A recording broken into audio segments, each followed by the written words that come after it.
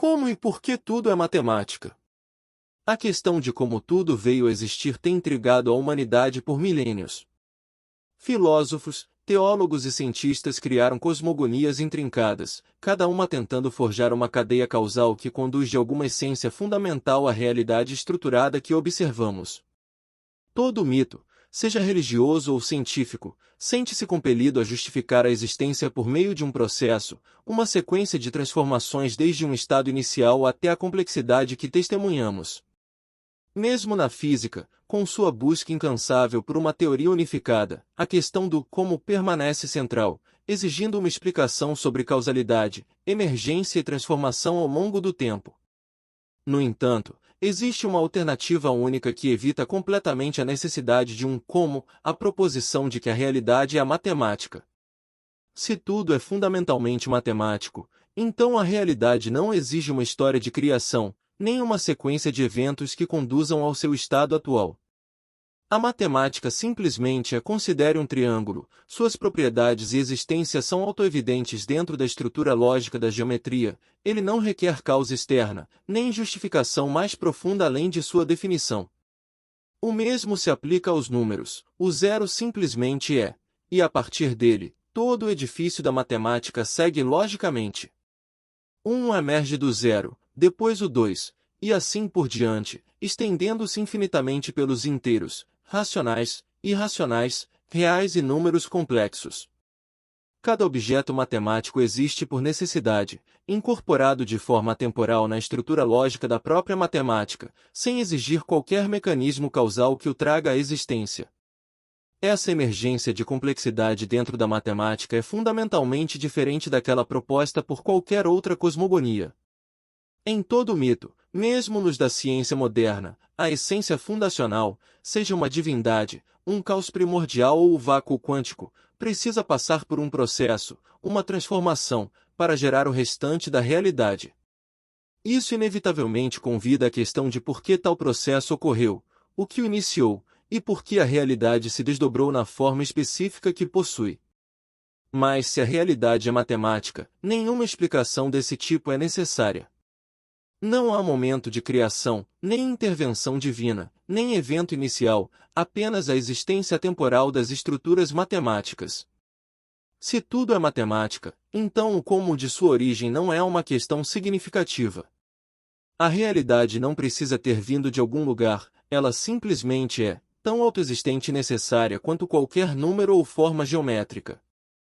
De maneira intrigante, nossas investigações mais profundas do mundo físico dão credibilidade a essa perspectiva aparentemente abstrata.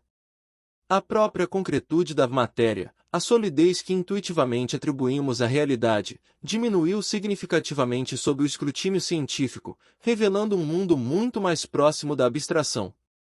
Aquilo que inicialmente identificamos como matéria sólida tornou-se cada vez mais rarefeito. Aprendemos que ela consiste majoritariamente de espaço vazio, destruindo a noção de átomos indivisíveis como pequenas esferas maciças.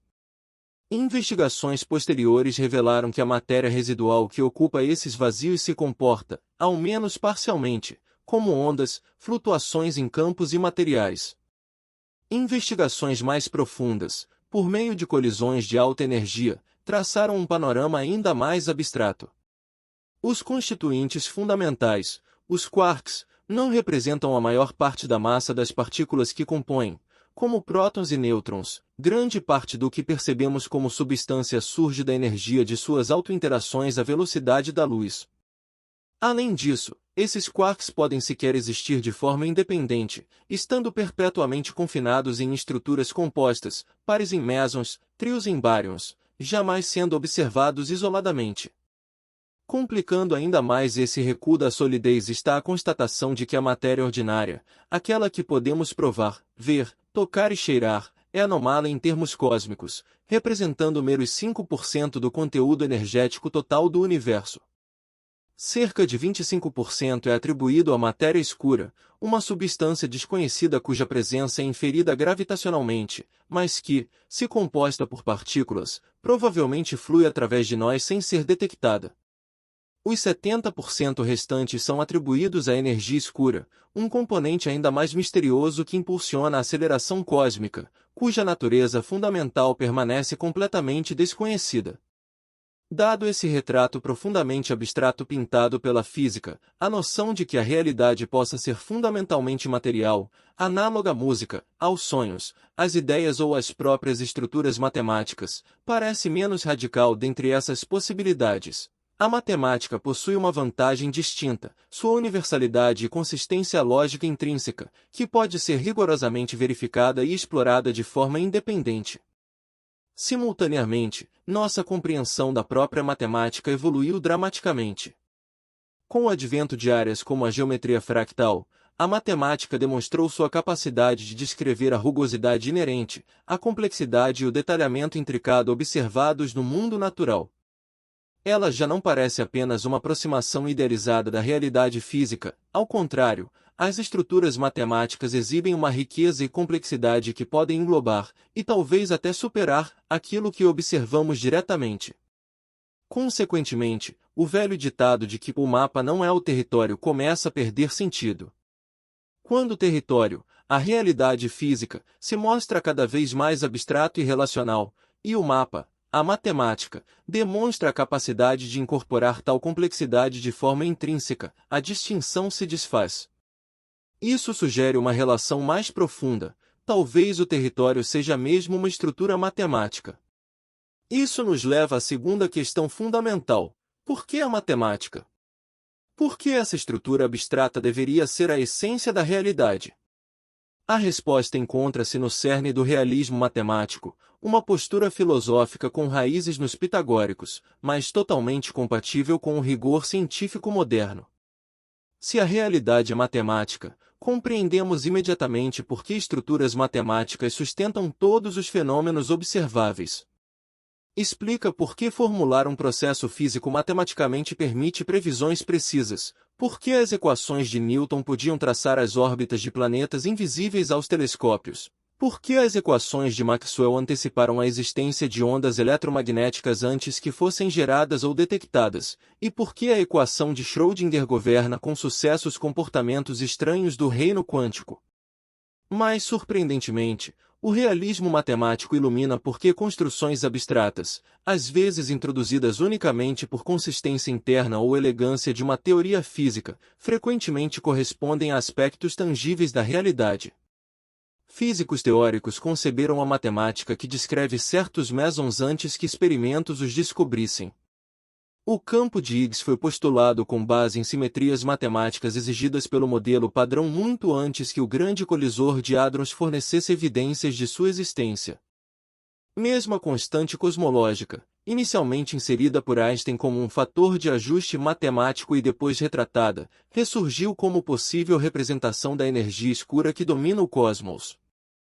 Fora do escopo do realismo matemático, essas notáveis correspondências entre pensamento abstrato e descoberta física frequentemente parecem coincidências inexplicáveis ou uma eficácia irracional.